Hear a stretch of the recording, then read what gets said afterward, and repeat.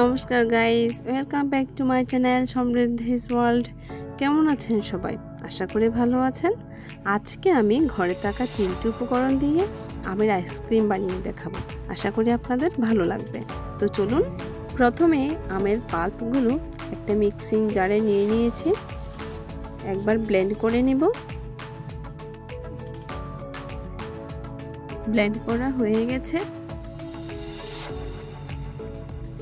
এখন দিয়ে দেব জাল দিয়ে নর্মাল টেম্পারেচারে রাখা 250 গ্রাম তরল দুধ। 3টি উপকরণের আরেকটি উপকরণ হলো কনডেন্সড মিল্ক। এবার কনডেন্সড মিল্ক দিয়ে ভালো করে ব্লেন্ড করে নিচ্ছি। প্রতিদিনের মতো ভিডিওটি ভালো লাগলে লাইক দিবেন, বন্ধুদের সাথে শেয়ার করতে ভুলবেন না। আর আপনি সমৃদ্ধিস ওয়ার্ল্ডে নতুন সদস্য হলে সাবস্ক্রাইব করে আমাদের পাশে থাকুন আর নতুন নতুন ভিডিও উপভোগ করুন। এখন ম্যাঙ্গো আইসক্রিমের মিক্সচার মোল্ডে ঢেলে নেব।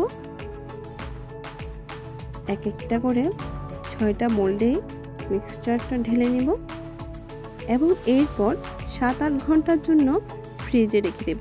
অবশ্যই 7-8 ঘন্টা রাখতে হবে। ফিরে এলাম 7-8 ঘন্টা পর। আইসক্রিমগুলো বের করার জন্য একটি নর্মাল পানির বাটিতে বসিয়ে রেখে তারপর বের করে নিচ্ছি। এক একটা আইসক্রিম তুলে নিচ্ছি। খুব সুন্দর করে সেট হয়ে গেছে। আশা করছি আপনাদের ভালো লেগেছে। আজ ছুটি নিচ্ছি। সবাই ভালো থাকবেন, সুস্থ থাকবেন। ধন্যবাদ।